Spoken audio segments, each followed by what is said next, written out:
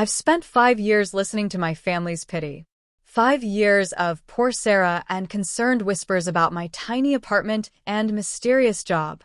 5 years of my brother Emory offering to help with my rent while I sat on a fortune that could buy his entire company.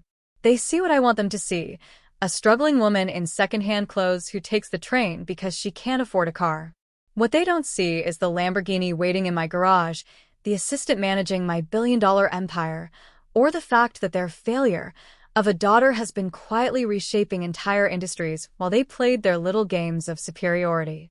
Tomorrow, when that valet pulls up to their perfect brunch with my car, they'll learn the most important lesson of their privileged lives. Never underestimate the quiet one. Just before we get back to it, I'd love to know where you're watching from today, and if you're enjoying these stories, make sure you're subscribed. I never fit in with my family. That's the simple truth I've carried for 32 years, like a stone in my pocket that I forget about until it bruises against my hip. They're the kind of people who measure success by the size of your house and the price of your wine. I'm the kind of person who drinks coffee from a chipped mug and considers it a good day when nobody asks what I do for a living. My name is Sarah, and if you met my family, you'd wonder how we share the same DNA.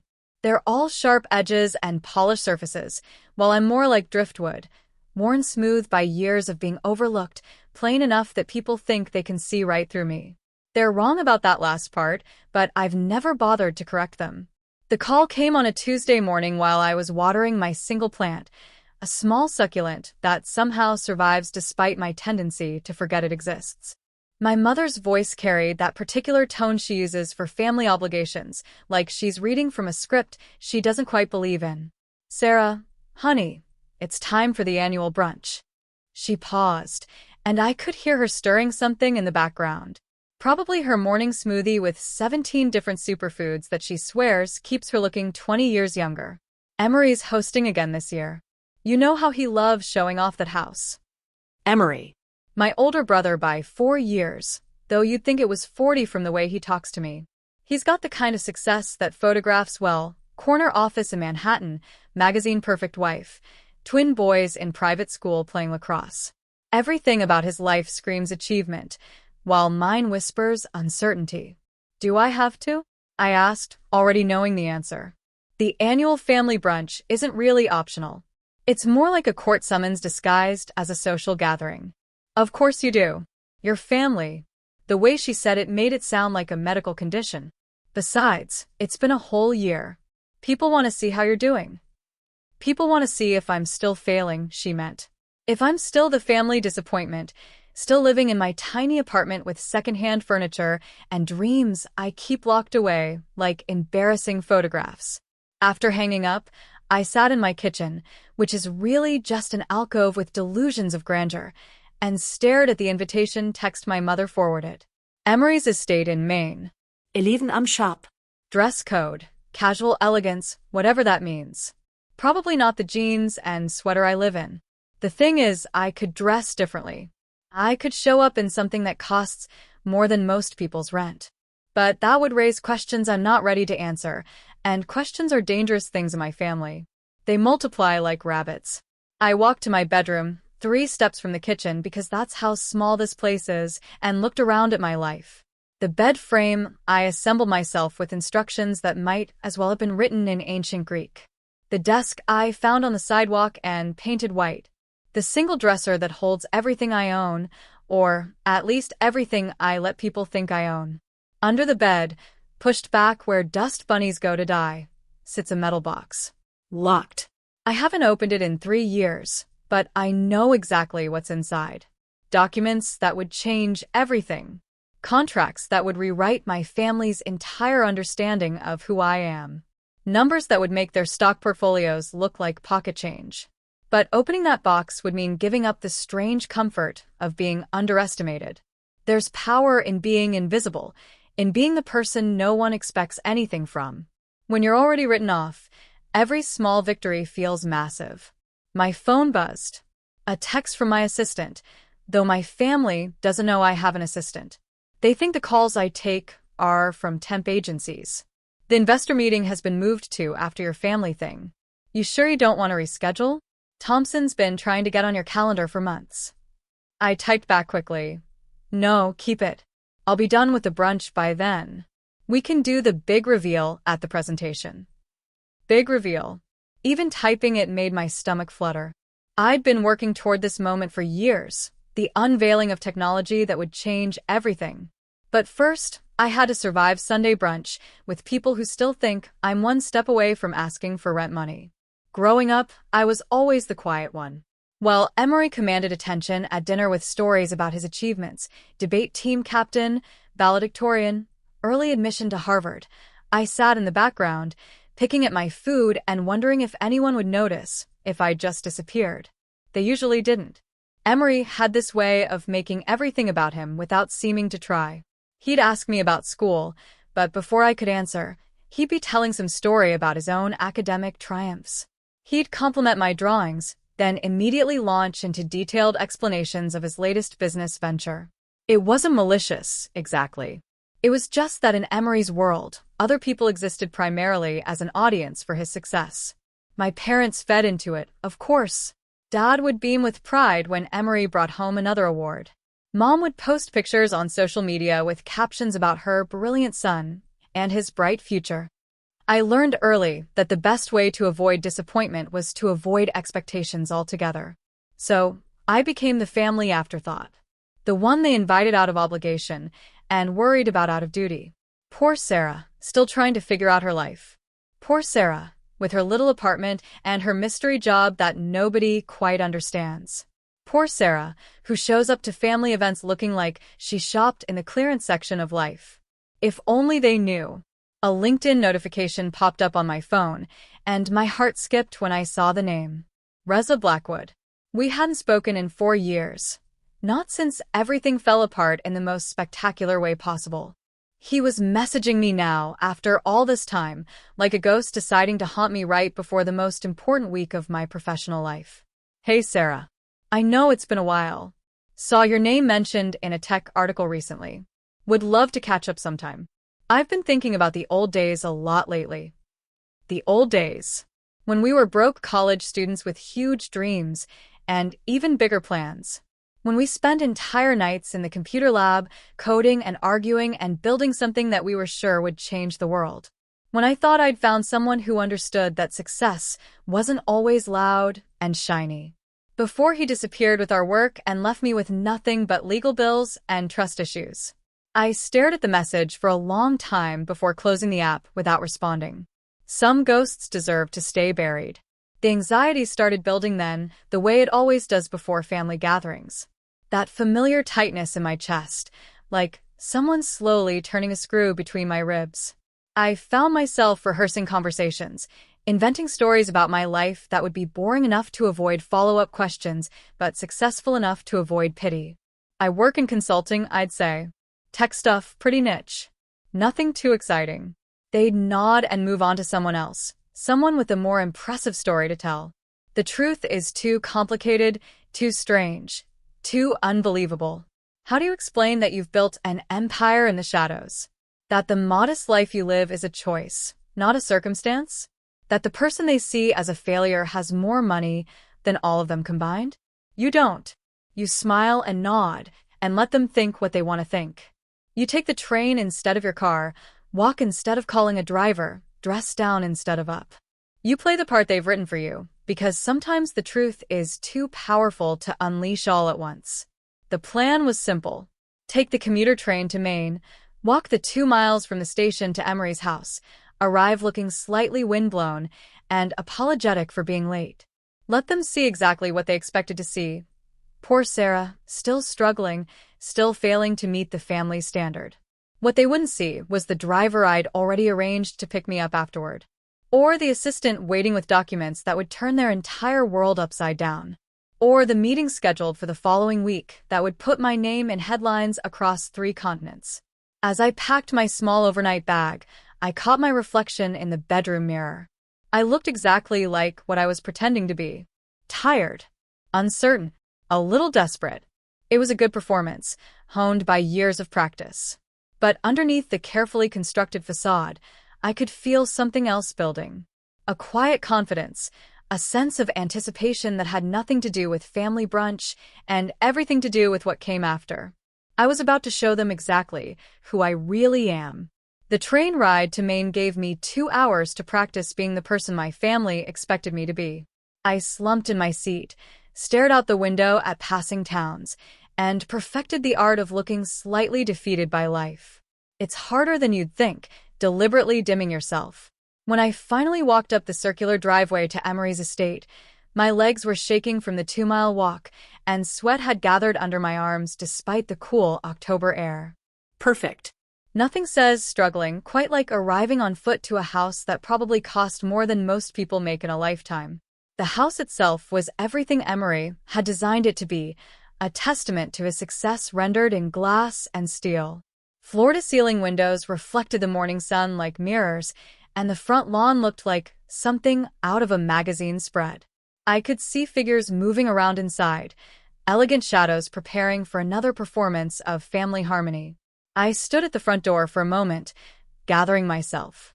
This was always the hardest part, the transition from who I really am to who they need me to be. It's like putting on a costume that's deliberately too small. The door opened before I could knock, revealing my cousin Noelle in what I immediately recognized as a $5,000 dress. She looked me up and down with the kind of quick assessment that rich people have perfected, cataloging my thrift store jeans and canvas sneakers in a single glance. "Oh," she said, surprise flickering across her face. Hey, Sarah. I didn't hear a car. "I took the train," I replied, brushing a strand of hair from my face. "Thought I'd walk from the station. Such a beautiful day." The look she gave me suggested that walking anywhere was a concept she hadn't considered since childhood. "Well, come in. Everyone's already here." The interior was exactly what I'd expected.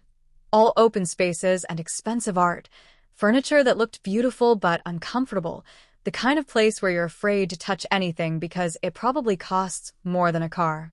Voices drifted from what I assumed was the dining room, punctuated by the particular kind of laughter that comes from people who've never had to worry about money. I followed Noelle through a hallway lined with photographs of Emory's achievements.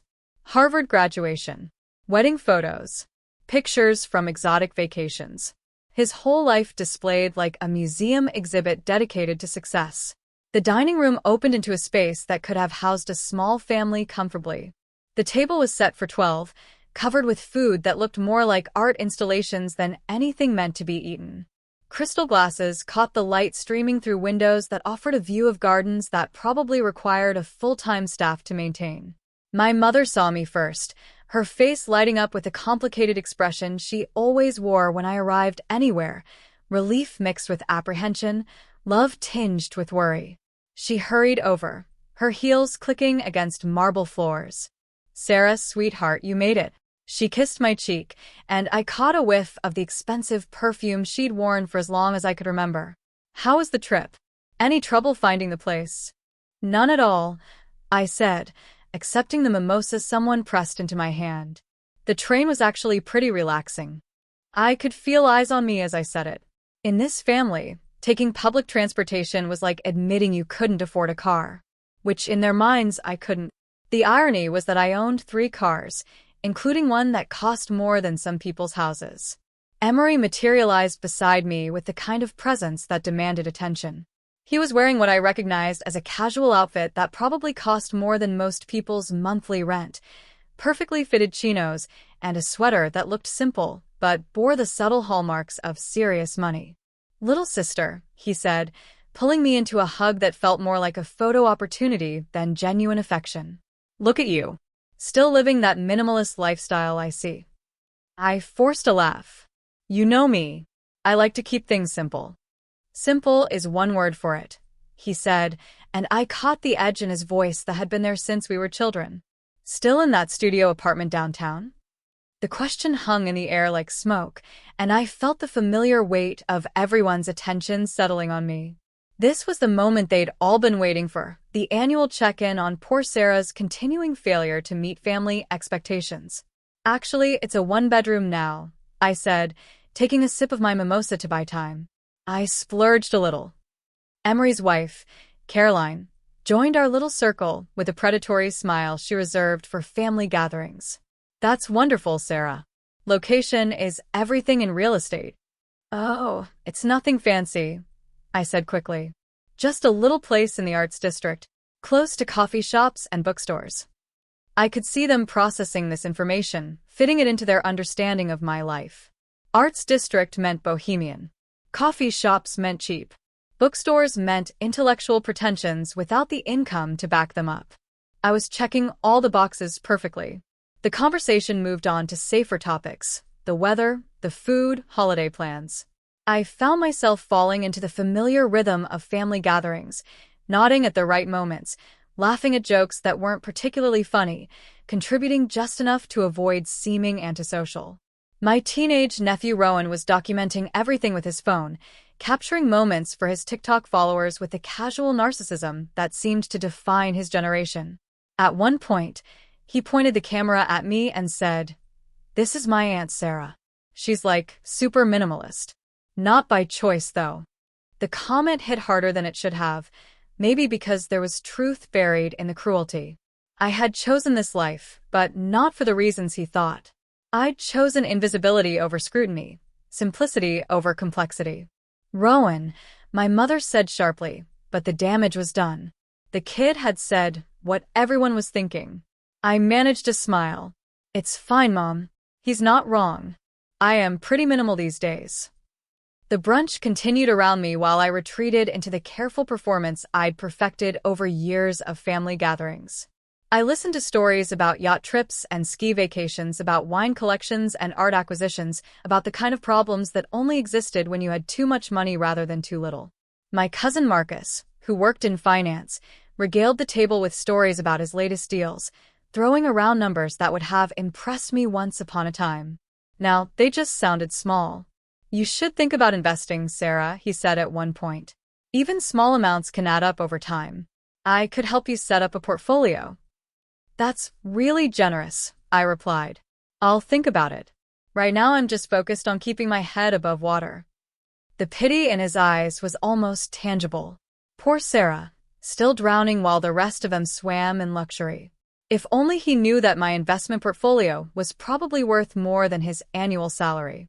Aunt Sylvie, who had the peculiar gift of asking exactly the wrong question at exactly the wrong time, leaned across the table with the intensity of someone about to deliver helpful advice. "Sarah, dear, have you thought about settling down? You're not getting any younger, and there's something to be said for financial security that comes with the right partner." The suggestion that I needed a man to rescue me from my apparent poverty was so absurd that I had to bite the inside of my cheek to keep from laughing. "Oh, I'm pretty happy being single right now. My only companion is a bonsai tree, and it's very low maintenance." This got a polite chuckle from the table, but I could see the concern in my mother's eyes. In her world, a woman my age without a husband was either tragically unlucky or fundamentally flawed. The conversation drifted toward business, as it always did in my family. Money might be crass to discuss directly, but business was fair game. Emory held court with stories about his latest acquisitions, his voice carrying the particular confidence that comes from never having failed at anything important. I was half listening, playing my part as the admiring younger sister, when I heard a name that made my blood freeze. "Have you heard of this Reza Blackwood guy?" one of Emory's friends was saying. "He's been making waves in the startup scene. Brilliant programmer, apparently. Built some revolutionary accessibility app in college." My fingers tightened around my mimosa glass. Of all the conversations in all the brunches, they had to bring up Reza. "I've heard the name," Emory said, leaning forward with interest. "Didn't he just close some massive funding round?" $200 million, the friend confirmed. "Makes you wonder what the rest of us were doing with our 20s. I kept my face carefully neutral, but inside I was screaming. They were talking about my work, my innovation, my sleepless nights and breakthrough moments, all credited to the man who had stolen everything. The irony was almost too perfect. Here they were, my family who saw me as a failure, literally discussing the theft of my greatest success. If I told them the truth right now, that Reza Blackwood had built his empire on technology one had created, they wouldn't believe me. As the morning wore on, The subtle digs continued. Comments about my appearance, my living situation, my mysterious career that nobody could quite pin down. Each one was delivered with a smile, wrapped in concern, but they accumulated like paper cuts. Emory cornered me near the windows overlooking his perfectly manicured garden, his expression carrying the particular mix of condescension and genuine worry that he'd perfected over the years. "Sarah, I need to ask you something, and I want you to be honest with me." He lowered his voice, as if we were discussing something scandalous. "Are you doing okay? Financially, I mean. Because if you need help with rent or bills or anything, you just have to ask. We're family." The offer was genuine, which somehow made it worse. He really believed that I was one missed paycheck away from disaster, that my little life was held together with duct tape and good intentions. I'm fine, Emory. Really? I managed what I hoped was a grateful smile. "I appreciate the offer, but I think I'll manage." He studied my face for a moment, probably looking for signs of pride getting in the way of practicality. "You sure? Because there's no shame in accepting help when you need it." "I'm sure," I said. "But thank you. It means a lot to know you're looking out for me." He nodded, apparently satisfied that he'd done his brotherly duty. As he walked away to rejoin his friends, I caught my reflection in the window. I looked exactly like the person they all thought I was, a little lost, a little tired, a little desperate to fit in somewhere. But underneath that carefully constructed surface, I could feel something else building. A quiet anticipation, a sense that this performance was almost over. The question wasn't whether I was ready for that revelation. The question was whether they were ready for the truth. The memories hit me hardest when I wasn't expecting them. Sitting in Emory's garden that afternoon, watching his perfect lawn stretch toward the horizon, I found myself back in a cramped dorm room 8 years ago, when everything felt possible and nothing felt certain. Reza and I had been inseparable then. Not just partners in the business sense, but in every way that mattered. We stayed up until dawn writing code, surviving on coffee, and the kind of desperate energy that comes from believing you're about to change the world. We were building something beautiful, an accessibility app that would help visually impaired users navigate digital spaces in ways that had never been possible before. I was the one who came up with the core concept. I'd been tutoring a blind student in my computer science class, watching her struggle with existing screen readers that felt clunky and outdated. There had to be a better way, I thought. Something elegant and intuitive, something that didn't make users feel like they were settling for a lesser experience. The breakthrough came during finals week of our junior year. I'd been working on the algorithm for 48 hours straight, running on fumes and determination, when suddenly all the pieces clicked into place. The code was beautiful, clean and efficient, and revolutionary in ways that would transform how millions of people interacted with technology. Reza found me passed out over my laptop at 6 in the morning, the completed program running on my screen like a miracle made of ones and zeros. When I woke up and showed him what I'd built, he actually cried. Not from relief or exhaustion, but from pure joy at seeing something impossible become real. "Sarah," he whispered, his voice thick with emotion. "This is going to change everything." We were both right and wrong about that. For 6 months, we worked together to refine the technology, to build it into something marketable. We talked about the future, our company, our shared vision, our plans to make accessibility technology that didn't feel like charity, but like innovation. We were going to call it Lighthouse Labs because we wanted to guide people toward something better. I trusted him completely. More than trusted him, I loved him, in the complicated way you love someone who shares your deepest dreams and your most ambitious fears. We were partners in every sense of the word, building something that felt bigger than either of us could have accomplished alone. And then one day, he was gone. Not dramatically. Not with a fight or an explanation or even a proper goodbye. He just stopped returning my calls, stopped showing up to our planning meetings, stopped responding to emails about investor presentations we'd scheduled together. For 3 weeks, I told myself he was going through something personal, that he'd come back when he was ready to talk. Then I saw the TechCrunch article. Revolutionary accessibility app launches from Harvard dropouts garage startup. The accompanying photo showed Reza standing in front of a computer screen displaying my code, our code, with a smile that suggested he'd built everything himself. The article mentioned a small team of developers, but never used my name. In the official narrative of his success, I had been erased as completely as if I'd never existed. The app was called Beacon, not Lighthouse. Close enough to our original concept to feel like a taunt, different enough to avoid obvious plagiarism. The core technology was identical to what I developed, with minor modifications that any competent programmer could have made in a weekend. I spent the next 6 months in legal limbo, fighting a battle that felt hopeless from the start.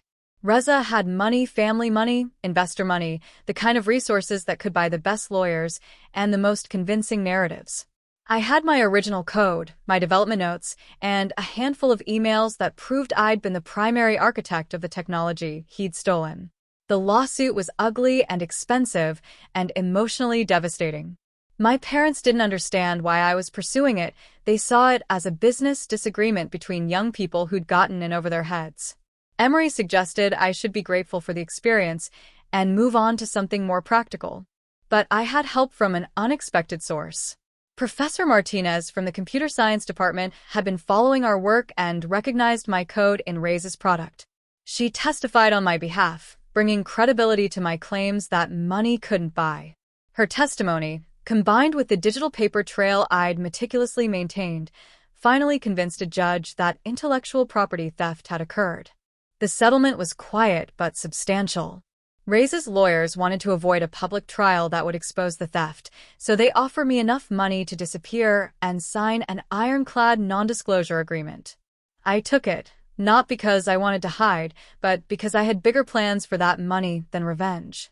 With the settlement funds, I disappeared from the public tech scene and started building something new under a carefully constructed pseudonym.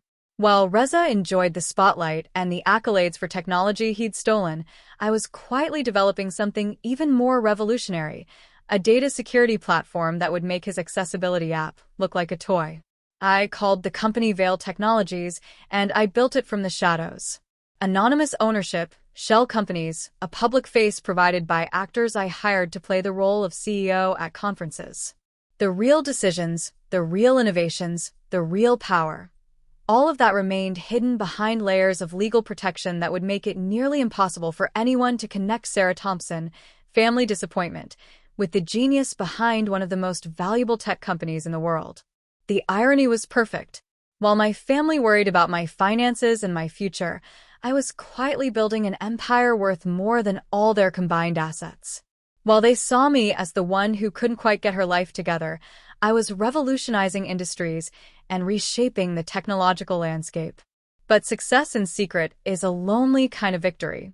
There were nights when I wanted nothing more than to call my mother and tell her what I'd accomplished, to see the pride in her eyes when she realized her supposedly struggling daughter was actually one of the most successful entrepreneurs of her generation.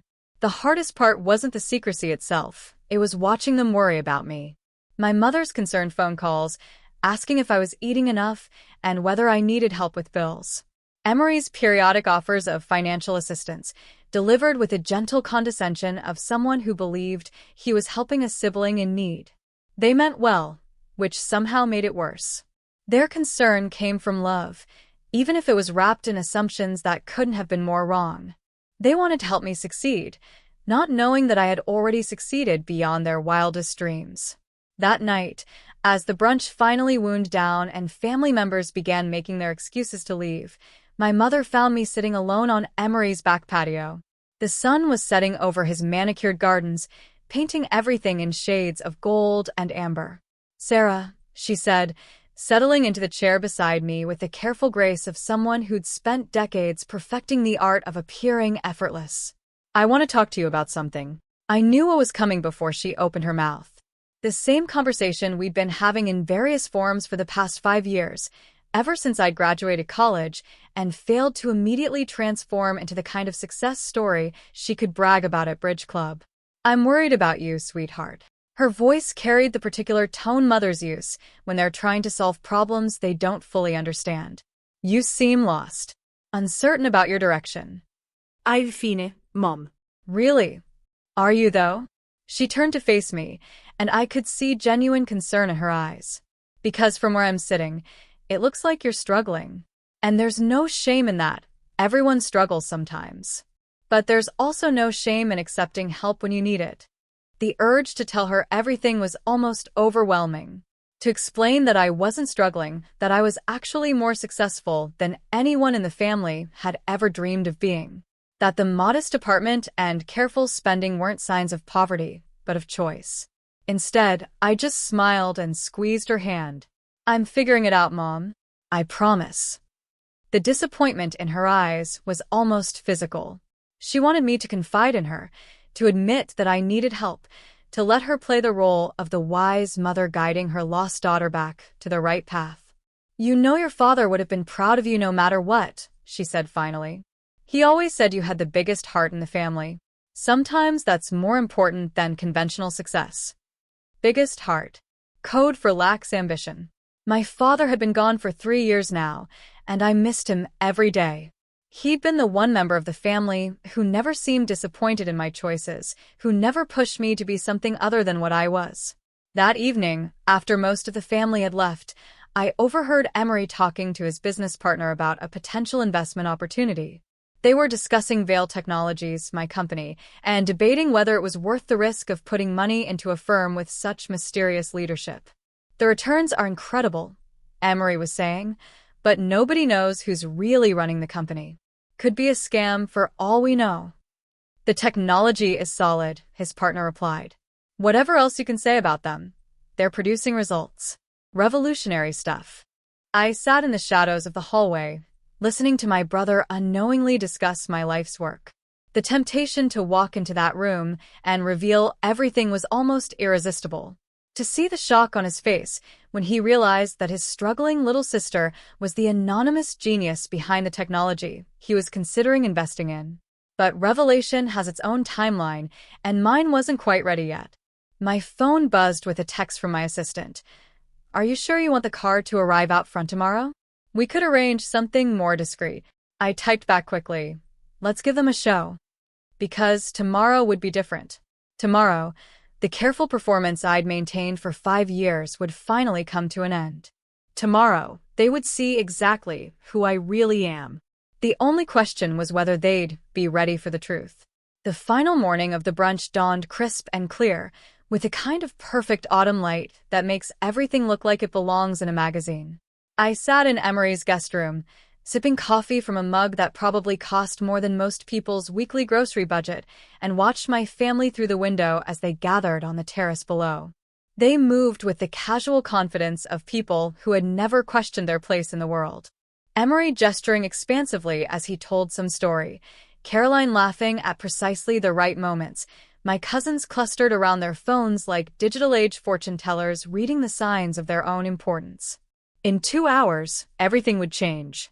The careful performance I'd maintained for years would finally come to an end, and they would see exactly who I really am. The anticipation was almost physical, like electricity running just beneath my skin.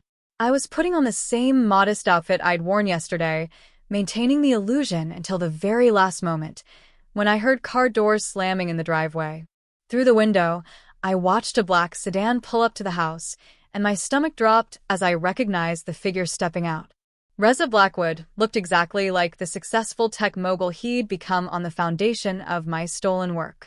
Perfectly tailored casual wear, the kind of confident posture that comes from never having to worry about money, and a smile that had probably graced a dozen magazine covers. He was here at my family's brunch, and there could only be one reason why. Emory. I could see them greeting each other like old friends, which meant my brother had been cultivating this relationship for a while. Probably saw Reza as a potential investor or business partner, never knowing that he was bringing my past directly into collision with my present. By the time I made it downstairs, Reza was already holding court in the living room, regaling my family with stories about the tech industry that made him sound like a visionary rather than a thief. He looked up when I entered the room, and for just a moment, his carefully constructed composure cracked. Sarah? His voice carried genuine shock, as if seeing me here had short-circuited his ability to process reality. I had no idea you'd be here. Small world, I replied, accepting the mimosa my mother pressed into my hand. Though I suppose not that small considering you've been messaging me on LinkedIn. Emory looked between us with the expression of someone trying to solve a puzzle with missing pieces. You two know each other? We went to college together, I said before Reza could answer. Ancient history. But Reza wasn't ready to let it go that easily. Actually, Sarah and I were business partners for a while. We worked on a project together. The way he said it, casual, dismissive, as if our partnership had been some minor college experiment rather than the foundation of his entire empire, made my hands clench around my glass. He was rewriting history in real time, turning the theft of my life's work into a footnote in his success story. That's fascinating, Caroline said with the polite interest of someone who didn't actually find it fascinating at all. What kind of project? Oh, just some app development, Reza replied with a wave of his hand. Student stuff, you know how it is. Nothing too serious. Nothing too serious. The technology that had made him worth hundreds of millions of dollars, that had revolutionized accessibility for millions of users, that had launched his career into the stratosphere. Nothing too serious. Sarah's always been very creative, my mother added, in the tone she used when she wanted to say something nice but couldn't quite manage enthusiastic. I watched Reza work the room, charming my family with the same ease he'd probably used on investors and journalists. He told stories about his latest ventures, name-dropped tech luminaries like they were personal friends, and painted himself as the kind of visionary entrepreneur that people like my family loved to orbit around. After about 20 minutes of watching him perform, I couldn't take it anymore. I caught his eye and nodded toward the garden. Reza, could I talk to you for a minute? Privately? We walked out onto the terrace in silence, the morning air sharp enough to make our breath visible. In the distance, I could see the perfectly manicured grounds stretching toward the water, every tree and hedge precisely placed to create maximum visual impact. I owe you an explanation, he said before I could speak. You owe me a lot more than that. He had the grace to look ashamed, at least. Sarah, I know what I did was wrong. I've regretted it every day since. Have you? I kept my voice level, conversational, because it seems like you've done pretty well for yourself on the foundation of that regret. The money isn't the point, I finished, though I'm sure you tell yourself it is. He was quiet for a long moment, staring out at the water like it might provide answers to questions he'd been avoiding for years. I tried to contact you after the settlement, to apologize, to explain. To what? To justify stealing my work and erasing my contribution? To explain why you decided that your name looked better on my innovation than mine did. It wasn't supposed to happen like that. His voice carried the particular kind of desperation that comes from trying to convince yourself as much as the person you're talking to. Things just spiraled. The investors wanted a single point of contact, a clear narrative. It was easier to simplify the story. Easier to erase me, you mean? I never meant to hurt you. I almost laughed at that. Reza, you didn't just hurt me. You stole 5 years of my life. You took credit for something that came from my mind, my sleepless nights, my breakthrough moments. You built an empire on technology one created, and then you acted like I never existed. I know, he said quietly. And I've wanted to make it right ever since. Really? Because from where I'm standing, it looks like you've spent the last 5 years enjoying the fruits of my labor while I've been. What did you call it in there? Being creative? Before he could answer, my phone rang. The caller ID showed my assistant's name, and I realized that this was it, the moment I'd been building toward for months. Excuse me, I said to Reza, then answered the call with a volume just loud enough for him to hear every word. Ms. Morgan. My assistant's voice came through clearly, using the pseudonym I'd operated under for years. Your driver is outside with the Lamborghini. Should he wait, or would you prefer to take the helicopter to the investor meeting? The effect was immediate and devastating. Reza's face went through a series of expressions: confusion, recognition, and finally something that might have been terror. Because he'd just heard my assistant use the name that had been attached to some of the most significant tech innovations of the past 5 years.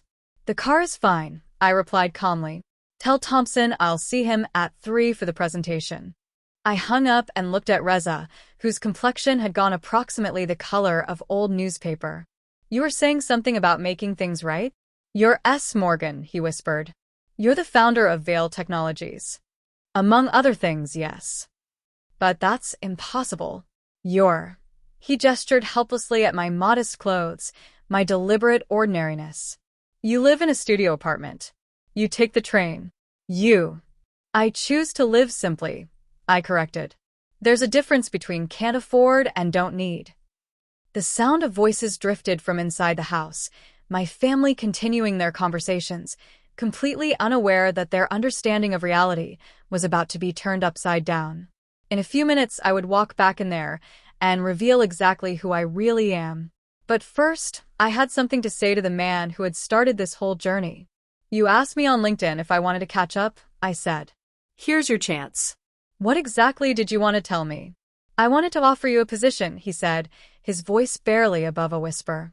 At my company. A partnership, actually. I thought. You thought you could hire me to work on technology when invented? You thought you could offer me a partnership in a company built on my stolen work.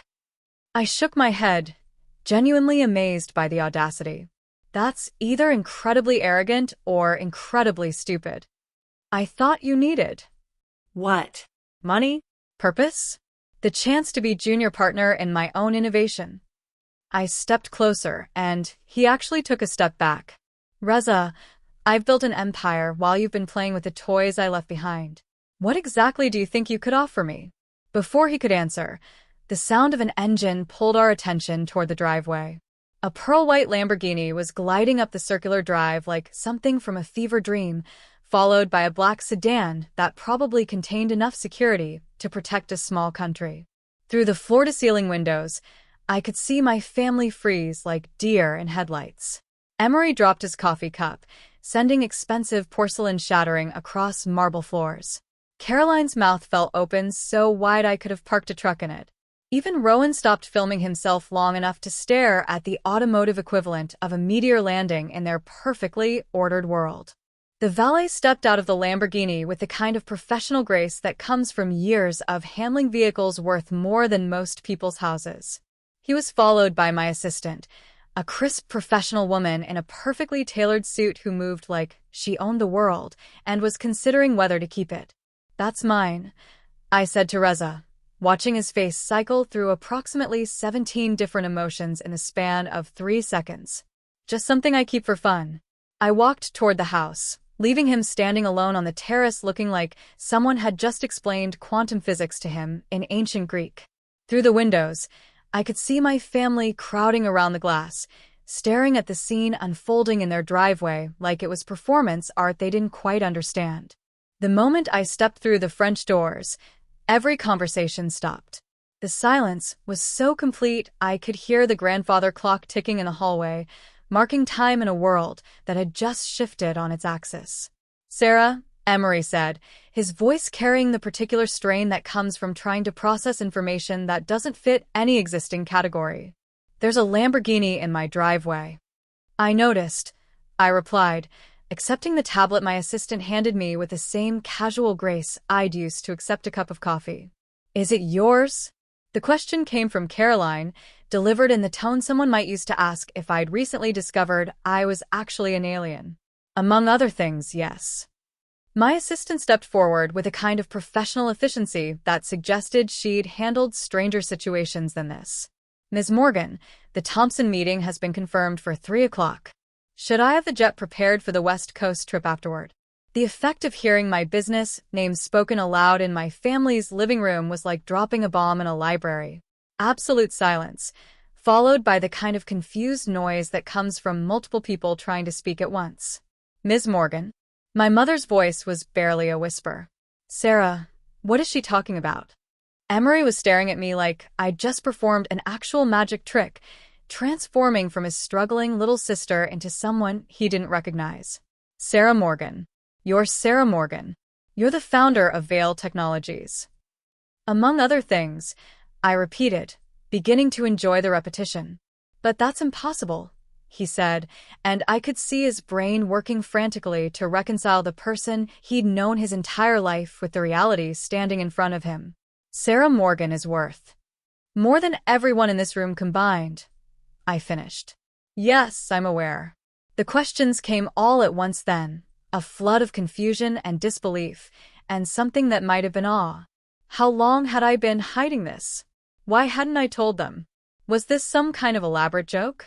I held up a hand, and the room fell silent again. Amazing how money changes the way people listen to you. I've been building this for 5 years, I said. Since college, actually. Since someone I trusted decided that my work looked better with his name on it. I glanced toward the terrace, where Reza was still standing like a statue, probably contemplating the various ways his life had just imploded. You've had money this whole time? The question came from Rowan, delivered with the kind of teenage directness that cuts through adult politeness like a knife. And you just let us think you were poor? I let you think what you wanted to think, I corrected. I never lied about anything. I just didn't correct your assumptions. But why? My mother's voice carried genuine pain, the hurt of someone who'd spent years worrying unnecessarily. Why would you let us worry about you? It was a fair question, and it deserved an honest answer. Because, I said, looking around the room at faces that had spent years seeing me as a failure, you only listen when there's a luxury car involved. The silence that followed my revelation lasted exactly long enough for reality to settle into their minds like sediment in still water. Then the dam burst, and suddenly everyone was talking at once, voices overlapping in a symphony of confusion and recalibration. Noelle was the first to break free from the crowd, following me out onto the terrace where I'd gone to escape the chaos. Her designer heels clicked against the stone like a metronome, keeping time with her racing thoughts. Sarah, she said, and I could hear something new in her voice, not the polite dismissal I'd grown used to, but genuine respect tinged with desperation. I need to ask you something. I turned to face her, noting how different she looked now that the power dynamic had shifted. Less certain, more vulnerable, like someone who'd just realized they'd been playing by the wrong rules their entire life. I want out, she said simply. Out of this family's expectations, out of the toxic competition, out of the whole performance. I've been in therapy for 3 years trying to figure out how to be my own person instead of just another pretty accessory in the family collection. She gestured toward the house, where I could see my relatives through the windows, still clustered around the Lamborghini like pilgrims at a shrine. You figured out how to build something real while the rest of us were just maintaining appearances. Would you consider mentoring me? Teaching me how to actually succeed instead of just looking successful? The request caught me off guard. Of all the reactions I'd anticipated, genuine vulnerability hadn't been high on the list. What would you want to do? I have a business degree I've never used because everyone assumed I'd just marry well and manage charity events, she said, her words coming faster now, like she was afraid I'd change my mind if she didn't get it all out quickly. But I have ideas. Real ideas about sustainable fashion, about changing how the industry works. I just need someone who knows how to turn ideas into reality. I studied her face, looking for signs of the superficiality that had defined our relationship for years. Instead, I saw something I'd never noticed before, intelligence that had been carefully hidden beneath layers of social conditioning, ambition that had been channeled into acceptable feminine pursuits rather than genuine achievement. Send me a business plan, I said finally. A real one, with numbers and research and actual market analysis. If it's good, we'll talk. The relief in her eyes was almost physical. Thank you. You have no idea what this means to me. As she walked back toward the house, my mother appeared in the doorway. She moved slowly, like someone navigating unfamiliar terrain, and when she reached me, her eyes were red-rimmed with tears I wasn't sure how to interpret. I owe you an apology, she said without preamble. A huge one. Mom. No, let me say this. She took a shaky breath, composing herself with the practiced grace of someone who'd spent decades managing her emotions in public. I failed you. I spent so many years worrying about you, trying to fix problems that didn't exist, that I never stopped to consider that maybe you didn't need fixing. The pain in her voice was genuine, and it hit harder than any of the subtle dismissals I'd endured over the years. You didn't fail me. I did, though. I looked at my brilliant, successful daughter and saw only what she wasn't instead of what she was.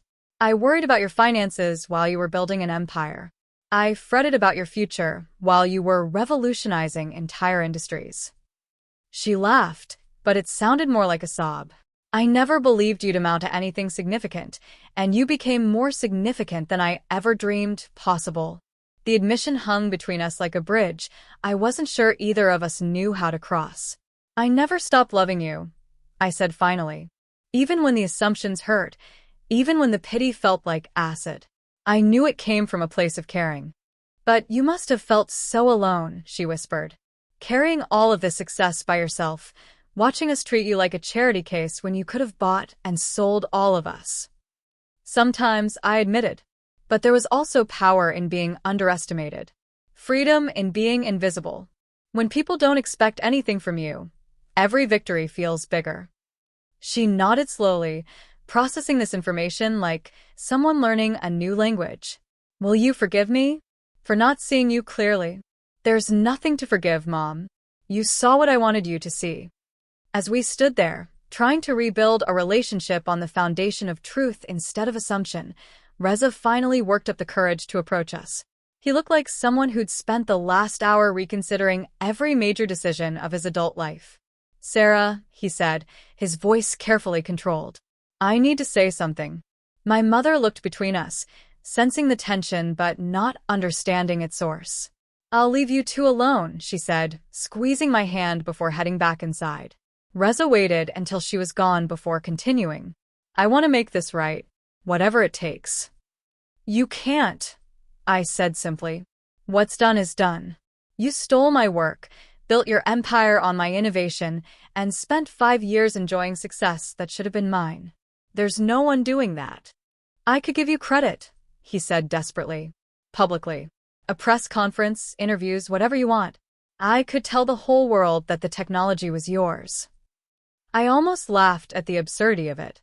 Reza, I don't need your credit anymore. I've built something bigger than your little accessibility app. I've revolutionized data security, transformed how corporations protect their information, created technology that makes what you stole look like a toy from the Stone Age. Then what do you want? Money? Equity in my company? Just tell me what it would take. I want you to live with what you did, I said quietly. I want you to wake up every morning knowing that your success is built on stolen ground. I want you to sign every contract and give every interview with the knowledge that you're a fraud who got lucky. The cruelty of it seemed to hit him like a physical blow. Sarah. But more than that, I continued. I want you to be better. I want you to build something real, something that comes from your own mind instead of someone else's work. I want you to prove that there's more to you than theft and opportunism. Before he could respond, the sound of commotion from inside the house drew our attention. Through the windows, I could see Emory gesticulating wildly while talking on his phone, his face cycling through emotions like a slot machine paying out in chaos. What's happening? Reza asked. Reality, I replied. My brother's probably just realizing that his struggling little sister could buy his company without checking her bank balance. As if summoned by our conversation, Emory burst through the French doors with the kind of manic energy that comes from having your entire worldview restructured in real time. Sarah, he said, his voice carrying a pitch I'd never heard before. We need to talk.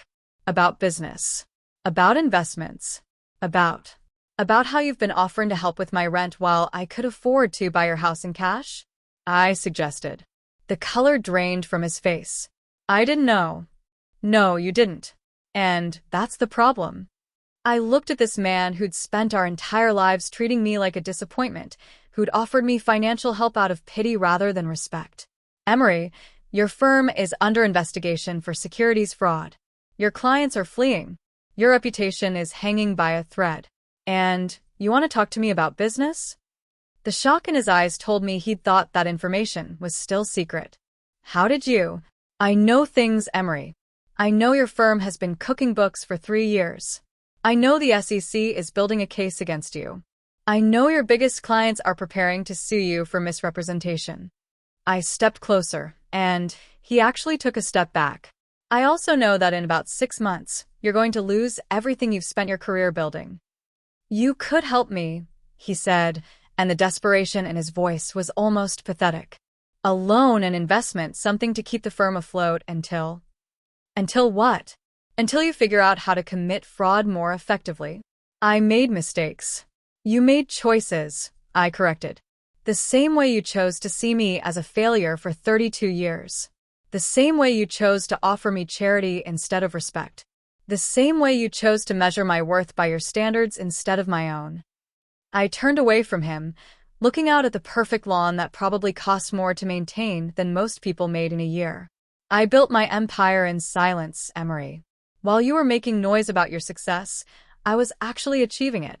While you were treating me like a charity case, I was becoming one of the most powerful people in an industry you don't even understand. Sarah, please. The answer is no, I said without turning around. No loans, no investments, no bailouts. You built your house of cards, and now you get to watch it fall. The sound of his footsteps retreating into the house was followed by a crash that suggested he'd kicked something expensive.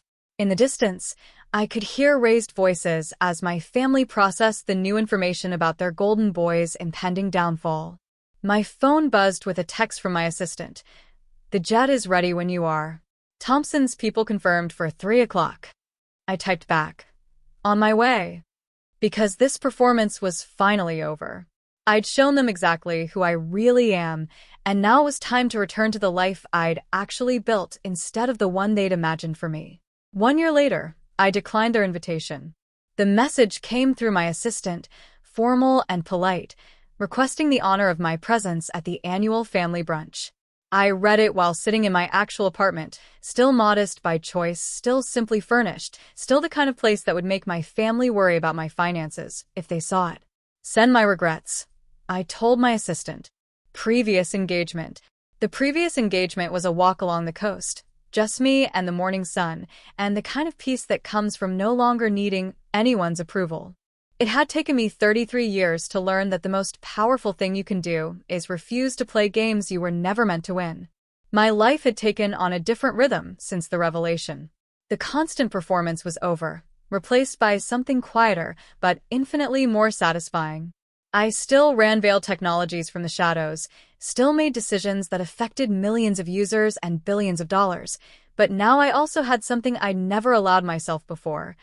Genuine relationships built on truth instead of pretense. Noelle had become a real friend, not just a cousin I tolerated at family gatherings.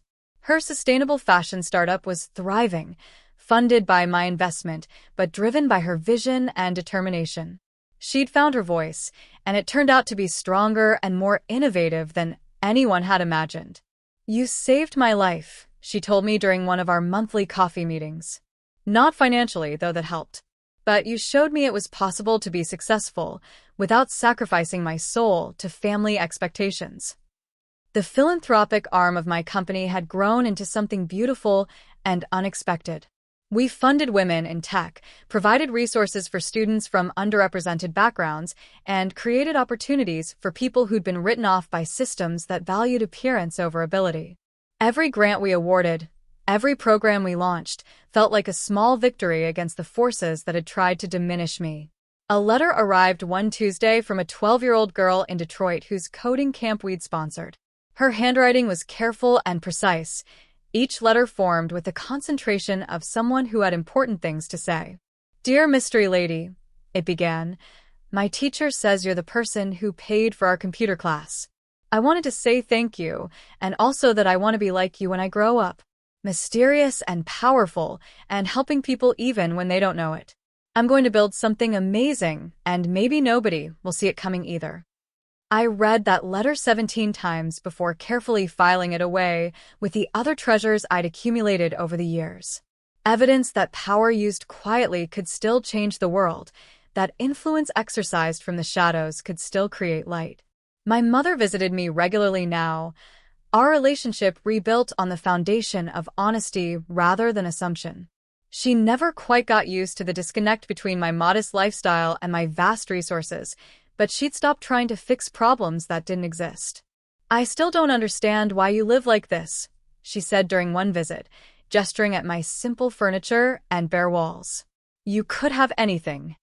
"I do have anything," I replied. "I just don't need everything." She was learning to see me clearly for the first time in our lives, and the experience was transforming both of us. The worried phone calls stopped. The unsolicited advice disappeared. In their place was something I'd never expected: genuine respect. The museum wing opened on a Thursday in spring, dedicated to my father's memory and designed to inspire the next generation of innovators. The plaque by the entrance read Harrison Thompson Memorial Innovation Center, and underneath, in smaller letters, "For children who dream in code and think in possibilities." I attended the opening ceremony anonymously, just another face in the crowd watching young visitors explore interactive exhibits designed to make technology feel accessible and exciting. A group of elementary school students clustered around a coding station, their faces lit up with the kind of wonder that comes from seeing impossible things become real. "This is so cool," one of them whispered to her friend. "Do you think whoever built this place was like us when they were little?" "Probably," her friend replied with the confidence of someone who had never been told her dreams were too big. "They just figured out how to make their ideas real." I smiled and slipped away before anyone could recognize me. Some victories are best savored in solitude. Reza's story played out exactly as I'd predicted.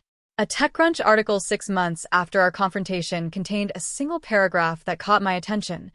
Blackwood Industries founder Reza Blackwood acknowledges that his early success was built on collaborative work with partners who didn't receive proper recognition. "I've spent years trying to make amends for mistakes I made when I was young and ambitious," Blackwood stated. Success means nothing if it's built on someone else's foundation. It wasn't an admission of theft, but it was closer to the truth than he'd ever come before. I felt no satisfaction in reading it, just a quiet sense of closure. Some chapters end not with triumph, but with understanding. Emory's fall was swift and decisive. The securities fraud investigation concluded with criminal charges, and his firm collapsed like a house of cards in a hurricane. He lost his licenses, his clients, and most of his personal wealth in a cascade of legal fees and civil settlements. I heard about it through Noelle, who'd maintained some contact with that side of the family despite her own transformation. "He's working for a small accounting firm now," she told me over coffee, "making maybe a tenth of what he used to make. Mom says he's finally learning humility." I felt no joy in his downfall, just a sense of cosmic justice finally finding its target. Some people need to lose everything before they can learn what actually matters. The ocean was calm the morning I walked along the shore, thinking about the girl I'd been at that first brunch after college, uncertain, defensive, desperate to prove herself worthy of approval she'd never needed in the first place. That girl had built an empire to show them all how wrong they'd been about her. This woman had built something better, a life that didn't require anyone else's validation. My phone buzzed with a message from my assistant about a board meeting, a decision that needed my input on technology that would reshape how the world handled digital privacy. Important work, meaningful work, the kind of problems that mattered beyond family dynamics and personal vendettas. But for now, I just walked. The waves rolled in with mathematical precision, following laws older than ambition, older than pride, older than the need to prove anything to anyone. The sun painted everything in shades of gold and possibility, and for the first time in my adult life, I felt completely at peace with being exactly who I was. They'd laughed at my apartment, dismissed my choices, measured my worth by their standards, and found me wanting. What they'd never realized, what they could never have understood, was that I'd built my empire in silence not to prove them wrong, but to prove to myself that their opinions were irrelevant.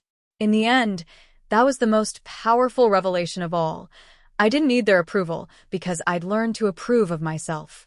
The woman they'd never seen coming had arrived exactly where she belonged, free from their expectations, accountable only to her own conscience, powerful enough to change the world but wise enough to do it quietly.